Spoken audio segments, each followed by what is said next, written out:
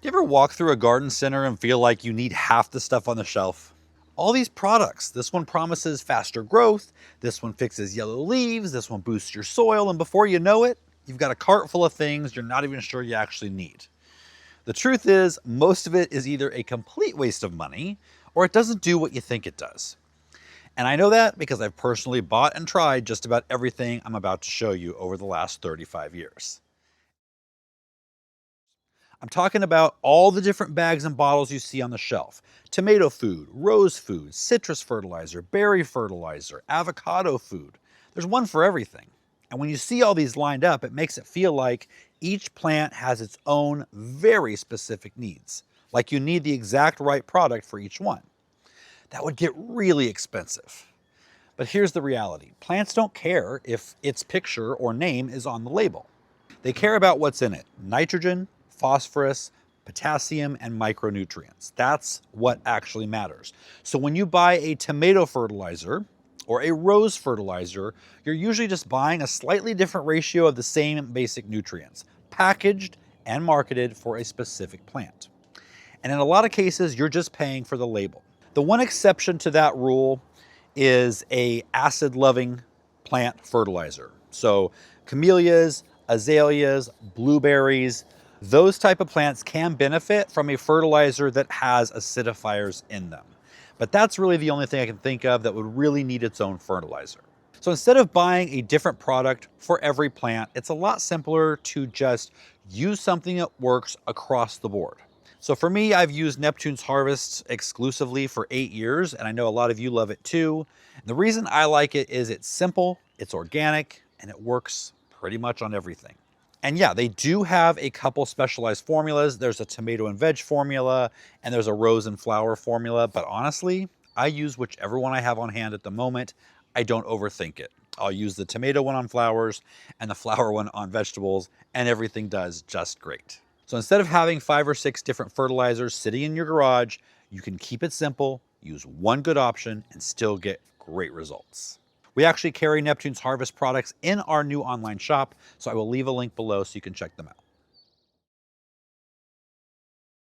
All right, next up is seed starting pods. Those little compressed discs that expand when you add water. And I get why people buy these. I've used and probably recommended them years ago. They're simple, they're clean, and they look like the easiest possible way to start seeds. You just add water, drop a seed in, and you're good to go. But there are a few problems with these. First, they're just too small. And that doesn't seem like a big deal at first because when the seed first sprouts, it's small too. But very quickly that seedling runs out of space. The roots hit the edges, they start circling, and the plant has nowhere to go. And they start to dry out faster than you can water them. So now you've got two options. You either transplant way earlier into the garden than you need to, and it may be too early, or you leave it in there too long and the plant just kind of stalls out and never really takes off. The second problem is the netting around them. A lot of people assume that you can just plant the whole thing in the soil and it'll break down. But a lot of times it doesn't, at least not fast enough. And what happens is those roots hit that netting and have a hard time pushing through. So now you've got restricted roots in a container that was already too small to begin with. Instead, just use a basic pot or seed tray with soil. Give your plants a little more room from the start and they're going to grow faster, stronger, and you won't have to rush into transplanting nearly as early. And that one kind of leads into this next one. Seed trays with cells that are too small. You see these everywhere. Trays with 50, 72, sometimes even more little cells packed into one tray.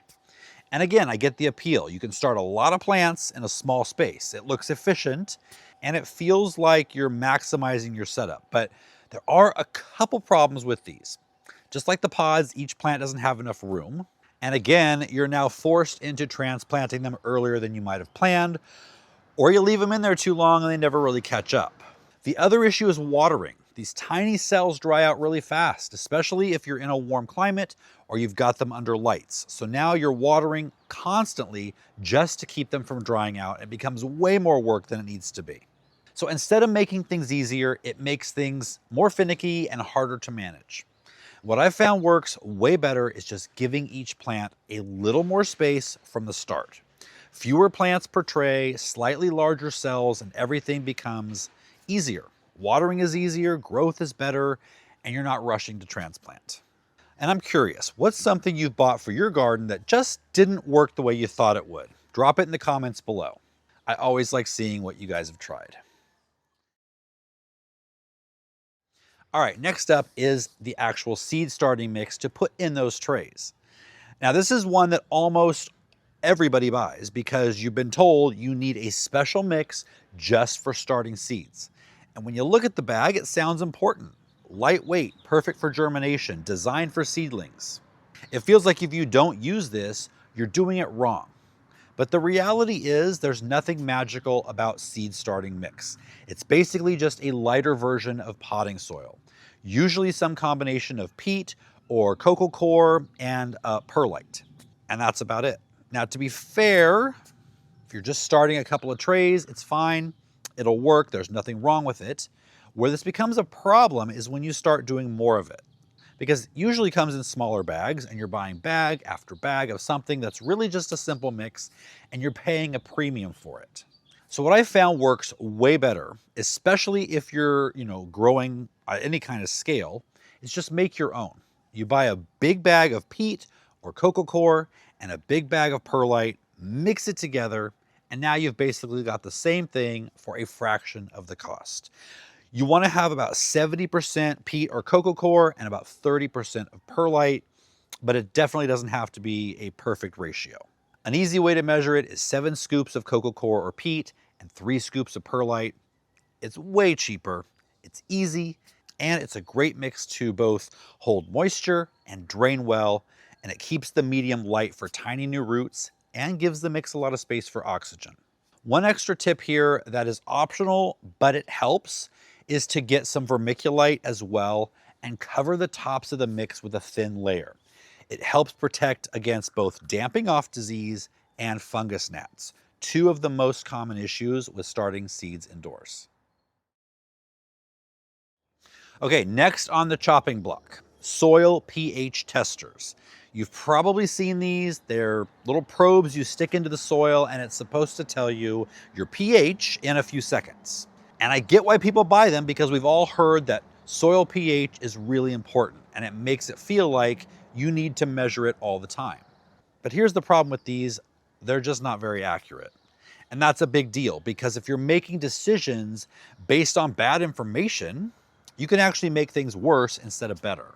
So you think your soil is too acidic, you try to fix it. Or you think it's too alkaline, so you adjust for that. When in reality, the reading wasn't even right to begin with. And the other thing is, most home gardeners don't need to be worrying all that much about pH. For the vast majority of plants, especially vegetables, there's a pretty wide range of pH where they will grow just fine. So like I said before, the only reason it matters is if you're growing acid-loving plants like camellias, azaleas, blueberries. If you really need to know your soil pH, like I said for one of these other plants, the better route is to get a proper soil test done or buy a kit where you can test it with a sample, water, and test strips. But for most people, you're better off focusing on your soil quality, your watering, and how your plants actually look instead of relying on a cheap probe to tell you what's going on. All right, next up is a similar type of product, a moisture meter. It's another product with little probes you stick into the soil that are supposed to tell you if your plant needs water. And I get the appeal, again, especially if you're new. You don't want to overwater, you don't want to underwater, and this feels like it takes the guesswork out of it. But there are a couple problems with these. First, just like the pH ones, they're not always reliable. Depending on the soil, where you stick it, how compact things are, you can get completely different readings. So you think your plant is dry when it's not, or you think it's wet when it actually needs water. And now you're back in the same situation, making decisions based on something that isn't very accurate.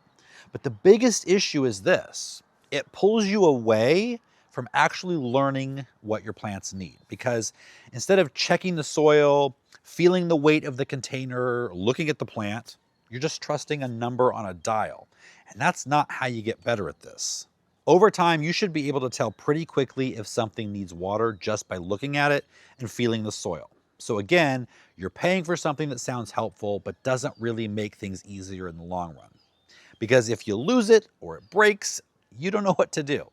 You're better off sticking your finger a couple of inches into the soil. If it's dry, water. If it isn't, don't. It's really as hard as that gets.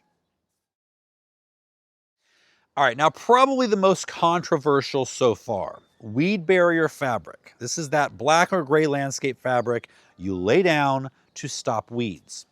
And I want to be a little nuanced here because I actually do use this in certain situations and I've recommended it before, but not where most people use it. I don't use it in garden beds, vegetables, flowers, or anything like that because it inhibits that natural movement of water and air and nutrients from the surface down into the soil. And over time, that's not something you want in a growing space. Where I do use it is in pathways that are permanent. Areas where I'm not trying to build soil, I'm just trying to control weeds and keep things manageable. But even then, there are still some limitations. This stuff does not stop aggressive weeds. Things like runners, like Bermuda grass or bindweed, they'll grow right through it or come up around it. I learned that the hard way over the past few months. I've never shelled out for the expensive weed cloth before, but I did because I was trying to cover Bermuda. So I sprung for it and covered that with 4 inches of decomposed granite and gravel on top of the weed cloth. Within 3 weeks, I had Bermuda coming up all over it. It was an expensive and annoying lesson, but at least I can pass that on to you. However, even if you're not covering the aggressive stuff, but cover the cloth with mulch or gravel, over time organic matter builds up. Dust, debris, all of it. And now you've basically created a thin layer of soil on top of the fabric and weeds start growing there. And if you don't stay on top of those weeds early and pull them when they're small, they will send roots right down through that fabric. And once that happens, they create a hole. Do that enough times over a couple seasons and now your weed barrier is full of holes anyway and it's not doing much of anything anymore. So this is one of those products that can work, but only in the right place and only if you manage it well. The best way to use it is to cover possible non-aggressive weeds and to not cover it with any mulch or gravel. It doesn't look the best, but that's just the best way to get the results you want. For garden beds, I'd skip it completely and just use mulch. For paths, it can help, but just know it's not a permanent solution and it's not going to stop everything. The next one is Miracle Additives. These are all those products that promise bigger plants, faster growth, stronger roots, all in a little bottle. And there's a ton of them. Vitamin B1, root stimulators, transplant shock preventers, bloom boosters, soil activators, things marketed as the missing piece your garden needs. And I get it, because if plants aren't doing well, it's really tempting to think you just need to add one more thing. But this is where a lot of people get pulled in because most of these products aren't actually solving a real problem. They're not fixing your soil. They're not fixing your watering. They're not fixing spacing or sunlight. They're just adding something extra on top. And in a lot of cases, you won't see any measurable difference at all.